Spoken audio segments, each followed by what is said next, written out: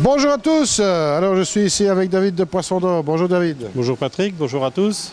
Alors on va montrer quelques petites choses ici intéressantes, puisque c'est le dernier arrivage des Tosaï, mais pas n'importe lequel. Tout à fait, c'est maintenant, on a reçu le dernier arrivage de Tosaï effectivement la semaine passée. Donc il y a 15 jours même, je dis la semaine passée c'est pas vrai, il y a 15 jours, on va les mettre en vente ici à partir du week-end prochain. Et on va profiter également du week-end, il y a 2 week-ends évidemment durant lesquels on fait toujours des offres spéciales à l'occasion de la fête des pères en Belgique et pour le week-end qui suit en France, parce qu'on a évidemment beaucoup d'amateurs, c'est l'occasion de se faire plaisir. Absolument, il ne faut jamais rater l'occasion de se faire plaisir. Voilà, tout à fait. Et puis il y a de belles petites choses pour se faire plaisir. Oui, tout à fait, on a un bel assortiment je pense, des beaux Tosaï. Évidemment qu'ici, il faut préciser, on n'a présenté que les petits derniers rentrés. On n'a pas présenté tout le reste. Donc tout ce qui était en fait Tosaï et tout ça en début de saison, évidemment que tout ça, on a encore beaucoup de choses. Ici, on a présenté évidemment les nouveautés. Voilà. Alors bon, c'est bien de dire qu'il y a plein de nouveautés. Les derniers poissons rentrés, etc. Mais c'est encore mieux de jeter un coup d'œil dans les bowls. Ah ben, on est là pour ça. Allez, restez avec nous, on y va. Alors David, un premier bowl ici, déjà on y va fort avec de l'Asagi et du Common Ryu. Voilà, tout à fait. Donc un premier bowl effectivement où j'ai présenté un petit échantillon des Asagi et des Common Ryu. Alors c'est pas des poissons qu'on a en très grande quantité, mais on en a quand même un peu plus peut-être que les autres années pour ces variétés-là. Et là au niveau taille, on est sur des poissons qui sont, je dirais, entre 22 et 25 cm à peu près. C'est ça, alors on peut donner peut-être les éleveurs là. Oui, tout à fait. Les deux viennent là, les deux variétés viennent toutes les deux de chez Kawakami. Ah ben, super petit poisson en tous les cas, certainement les Common Ryu, très propre. Bon après, c'est un poisson, il faut faire attention parce que ça peut changer. Oui, tout à fait, dans le bon comme dans le mauvais sens. C'est un petit peu le côté qui peut être positif et négatif en même temps, en ce sens qu'ils peuvent devenir de plus en plus beaux, et ils peuvent aussi, mais bon, ils peuvent devenir évidemment moins beaux, plus clairs ou plus foncés. Et ça, c'est en grande partie déterminé par la qualité d'eau, puisqu'au plus l'eau est calcaire, au plus on a une évolution qui peut être positive dans un sens comme dans l'autre. Alors les petits Asagi, magnifiques, il y en a qui ont des reflets un petit peu pearl là-dedans. Oui, tout à fait, et je dois dire qu'on les a pris parce qu'on a vu ces 2 dernières années que dans ces Nisai et même dans ces Sansai, quelquefois il nous sort des très très beaux Asagi Kawakami ces dernières années. Bon, un beau petit choix, on est sur une gamme de prix. Là on est, je dirais, je devrais vérifier, mais je pense qu'on est entre 100 et 120, quelque chose comme ça, pour l'un comme pour l'autre. Bon, sur du superbe poisson, il n'y a qu'à regarder ce qu'il y a dans le bowl, puis voilà. C'est un très bon, évidemment qu'on n'est plus sur des prix des petits Tosaï bien entendu, mais je pense que pour ce genre de poisson, pour le niveau de qualité et la taille, c'est un très bon rapport qualité-prix. Bon, on est quand même sur du Tosaï. Oui, on est toujours sur du Tosaï, mais bon, je pense qu'il y a un très beau potentiel pour le futur pour ces poissons. Alors, deuxième bowl ici, Tancho toujours très couru et Shiro. Oui, tout à fait. Donc d'abord 2 Tancho, effectivement. Donc Tancho Kwaku, éleveur Nogami. On est sur du Tosaï toujours et on est sur des poissons qui est autour d'une 30aine de centimètres. Bon, Nogami aussi, il faut bien le dire. Oui. Quelqu'un qui est habitué à faire du go sanké non seulement de qualité, mais en plus des grosses pièces. Oui, c'est-à-dire que c'est des poissons chez lui qui ont en général une bonne évolution au niveau de la croissance, effectivement. Alors les petits Shiro. Les petits Shiro, ça c'est Kaneko. Là on est sur du 25 cm à peu près. J'en ai pris que quelques-uns, on en a évidemment davantage pour ceux-là. J'ai volontairement montré des Shiro qui n'étaient pas tout à fait, en fait, si on peut dire, finis, en ce sens où on voit bien le sumi qui est encore en dessous et qui va avoir tendance à évoluer. Surtout chez nous, on a une eau qui a tendance à être assez calcaire, où le sumi évolue généralement très bien. Absolument. Déjà, bon, on peut déjà constater un sumi qui est déjà installé, Oui, qui est très profond. Oui, absolument. Mais on voit que c'est loin d'être terminé, en tout cas pour les 2 plus clairs que j'ai présentés, et même pour le 3e. Oui, il faut encore attendre 1 an ou 2 d'évolution, et puis voilà. Oui, absolument. Mais bon, c'est aussi ce qui fait l'intérêt de la passion. Oui, absolument. Ça peut permettre d'avoir de bonnes surprises à terme. Absolument. Alors ici, pas mal de couleurs dans ce bac. Oui, tout à fait. Là, j'ai présenté à nouveau un petit assortiment parce que sinon on va devoir présenter beaucoup de bowls si on met qu'une variété à chaque fois. Donc ici j'ai voulu présenter des goshiki, qu'on n'a pas toujours beaucoup de facilité pour les trouver de bon niveau une fois la saison avancée.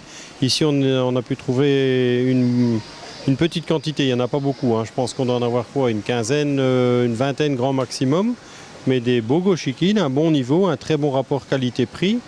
Et c'est des poissons pour lesquels, moi j'ai toujours beaucoup aimé les goshiki, donc forcément que c'est des poissons que j'aime bien présenter. Mais oui, je pense que c'est quelque chose. On a toujours en tout cas beaucoup d'amateurs pour des goshiki et c'est pas toujours facile à trouver à un niveau correct. Super BI en tout cas. Oui, tout à fait, absolument. Donc à côté de ça, j'ai présenté quoi? J'ai pas résisté à représenter encore un Shiro Utsuri qui vient d'un autre éleveur ici. Mais qui est aussi un beau poisson, différents styles de ce qu'on a montré tout à l'heure. Après, il y a deux Ginrin Shiro Utsuri, un Doitsu Sankei, et alors après, on a du Kikusui. Bon, c'est du métallique, c'est le genre de poisson pour lesquels on a aussi toujours pas mal de demandes, hein, pour les gens qui veulent de la couleur, sans que ce soit encore des poissons qui soient très coûteux. Il y a moyen de se faire plaisir en trouvant des belles choses, hein. Bon, déjà, le Ginrin des Shiro, superbe. Hein. Oui, tout à fait. Ce sont des beaux poissons.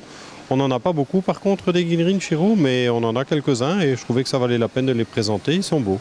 Absolument. Bon, les Doitsu aussi, hein. Bon, très beau pattern, hein, original. Oui, absolument. Bon, comme je disais tout à l'heure, hein, le but, c'est d'offrir des beaux poissons à un bon rapport qualité-prix. Vous avez ici toute une série de Tonshoshua. Voilà.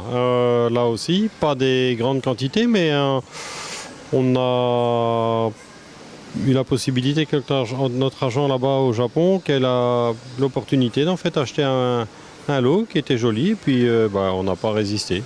Bon, ce sont des poissons qui sont à suivre, question d'évolution.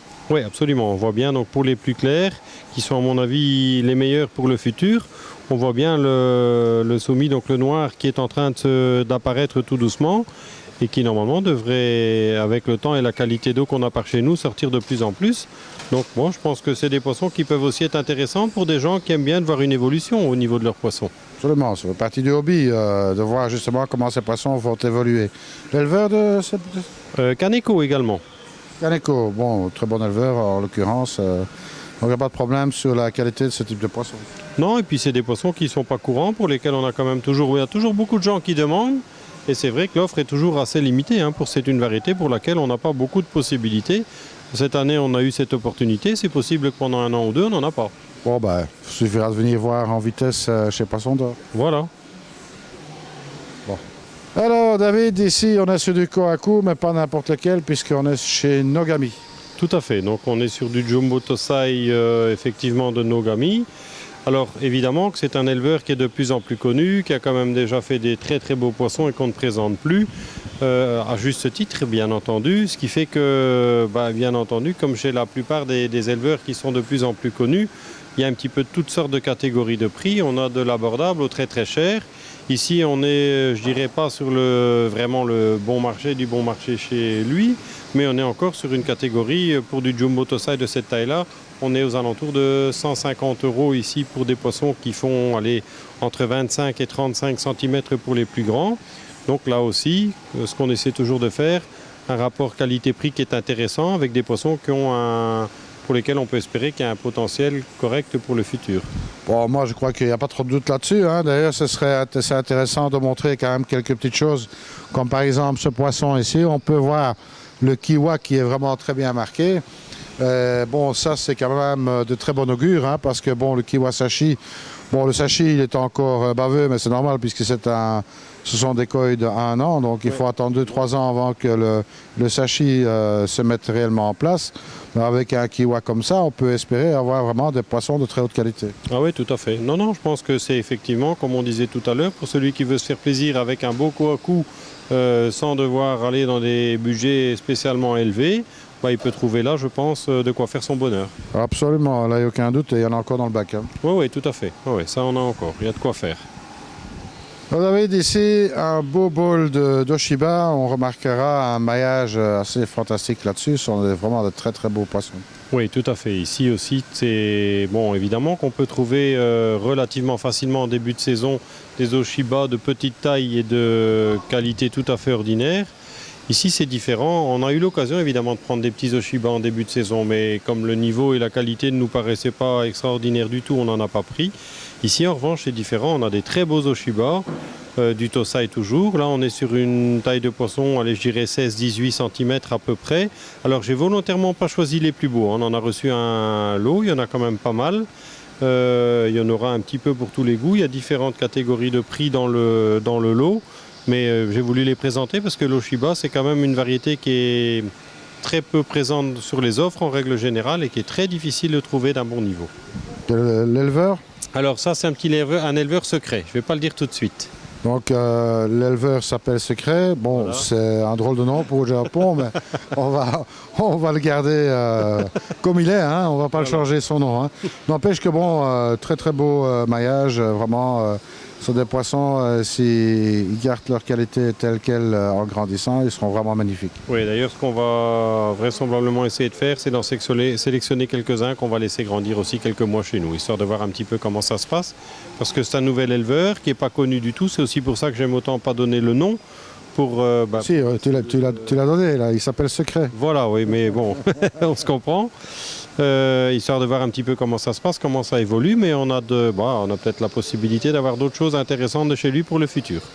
On verra ça, en tous les cas, à suivre. À suivre.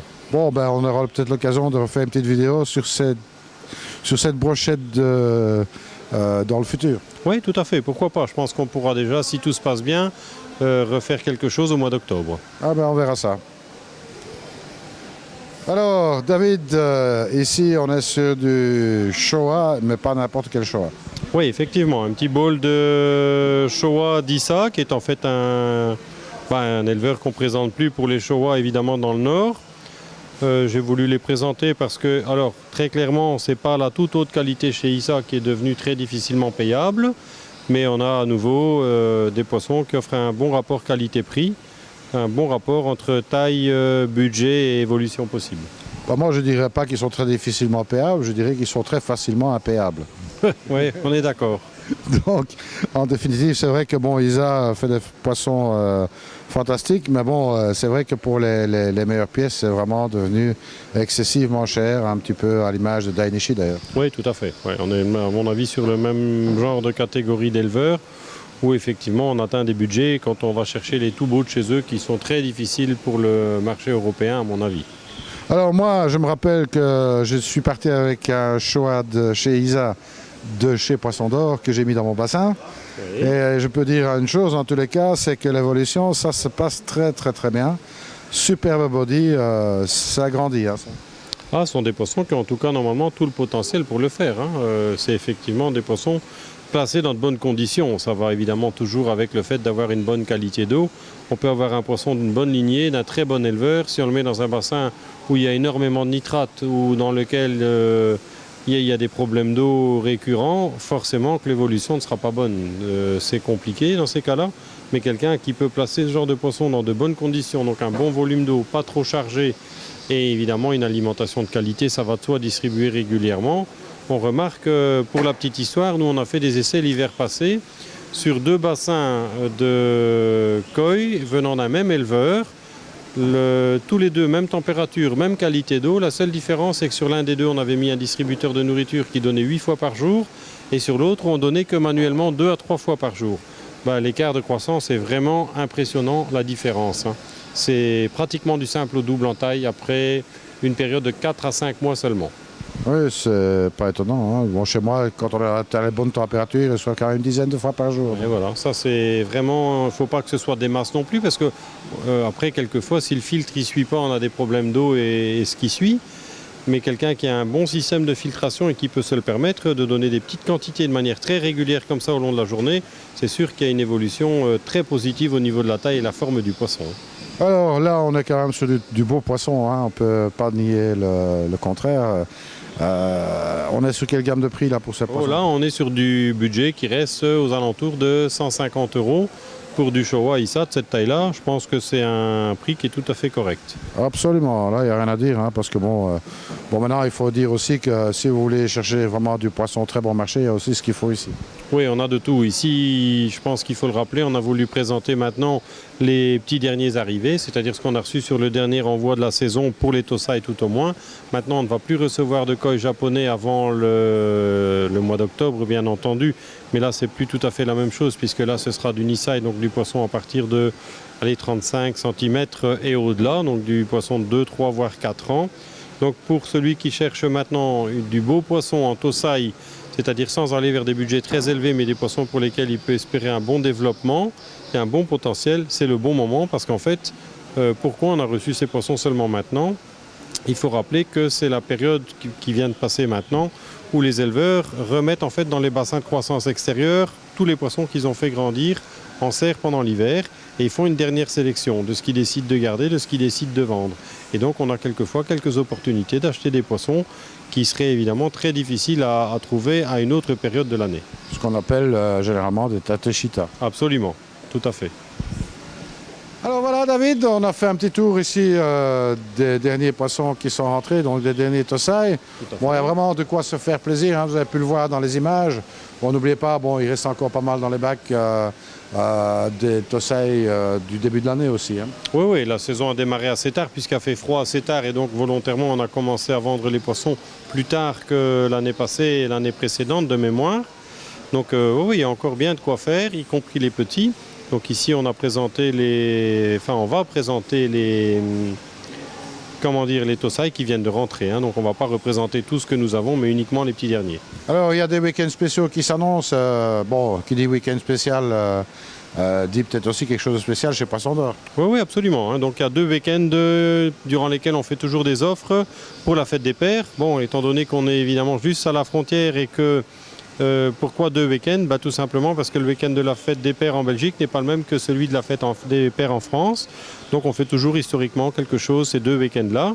Donc ce sera le week-end, si je ne m'abuse, du 11 juin bien entendu, et donc du 18 juin, avant également le Koi Show en Belgique. Donc 11 et 18 juin sont 2 week-ends durant lesquels on fait des actions spéciales sur l'ensemble des koi japonais en règle générale, et il y a aussi des offres intéressantes sur du matériel. Donc si je veux bien résumer, ça nous fait une paire de week-ends. Ça, voilà, exactement. Donc, voilà. Vous avez vu, il y a du choix là-dedans. Bon, bien entendu, c'est la fête des pères. Bon, peut-être que les mères ne sont pas très au courant de ce que c'est un beau koi et tout ça. On peut toujours se faire conseiller ici. Tout à fait, on est là pour ça. Voilà, donc n'hésitez pas. Il y a peut-être encore moyen d'avoir des bons d'achat ou quelque chose comme ça. Ah oui, des bons cadeaux, ça en fait évidemment, mais ça en fait toute l'année, donc pas de souci. Pour ceux ou celles qui ne sauraient pas quoi choisir pour faire plaisir, c'est aussi une solution. Bon, écoute, tu fais ça peut-être toute l'année, mais moi je ne savais pas, tu vois, j'ai posé la bonne question. Donc n'hésitez pas, bon cadeau, ça fait plaisir, au moins papa il pourra choisir ce qu'il veut. Oui, tout à fait, ça a l'avantage de ne pas prendre de risques dans ce cas-là. Exactement, donc voilà, parce que bon, c'est vrai que vous pourriez peut-être opter pour une variété ou une autre, alors que papa voulait une tierce variété. Oui, ou alors il faut l'emmener. C'est aussi une possibilité, mais enfin bon, c'est plus tout à fait une surprise. Alors. Ah, tout à fait, la surprise n'est pas la même. Alors autre chose, David comment dis-tu? Je pense qu'au niveau de l'offre, on va regarder ensemble pour montrer un petit peu ce qu'on a. Donc les offres et tout ça, on va évidemment donner un petit aperçu de tout ça sur le site. Et donc c'est donc à partir du week-end du 11 juin. Voilà. Alors le site, on rappelle l'adresse? Alors poisson-or.com, tout simplement. Pour ceux qui ne sont pas encore enregistrés dans le système, ils ont bien entendu la possibilité de s'abonner, ce qui leur permet évidemment à chaque fois d'être informés quand il y a des nouveautés, des promotions, des choses qui sortent un petit peu de l'ordinaire. Voilà, exactement. Il y a la newsletter aussi. Voilà, c'est ça, absolument. Donc il y a plein de choses. Ça bouge tout le temps chez Poisson d'Or. Ça, la page Facebook évidemment, sur laquelle on essaie de mettre régulièrement des petites vidéos, des petits films, de l'offre, des promotions, des choses comme ça, quoi. Voilà, pas uniquement pour le bassin, pour l'aquarium aussi. Oui, absolument. Et d'ailleurs, on reviendra très prochainement sur l'aquariophilie, puisqu'on a eu l'occasion de faire un magnifique trip en Allemagne à Interzoo, où on fera toute une série d'émissions spéciales aquarium. Oui, absolument. Le but là étant de présenter un peu les nouveautés du marché. Le salon qui vient de s'y dérouler, c'est le plus gros salon mondial dans le secteur de l'animalerie et donc aussi de l'aquarium. Et où on voit évidemment la plupart des fabricants qui montrent les nouveautés qui seront présentées maintenant et qui seront également, je dirais, sur le marché dans les mois qui viennent. Alors on peut peut-être rappeler donc les 2 week-ends qui vont suivre avec des promotions. Oui, donc le week-end du 11 juin et le week-end du 18 juin, les horaires d'ouverture habituels, pas de changement sur les horaires. Mais par contre, oui, pas mal d'offres, de choses et quelques petites surprises qu'on va présenter qu'à partir de ces week-ends-là. Absolument. En attendant, si vous venez dire bonjour à David, faites comme d'habitude. Surtout, ne soyez pas sages. Salut à tous. Au revoir.